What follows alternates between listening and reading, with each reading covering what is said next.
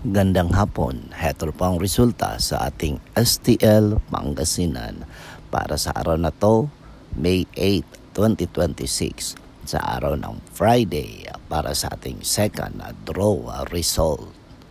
Maganda na kayo at ilabas na ang mga STL tickets at heto na ang resulta ngayong hapon.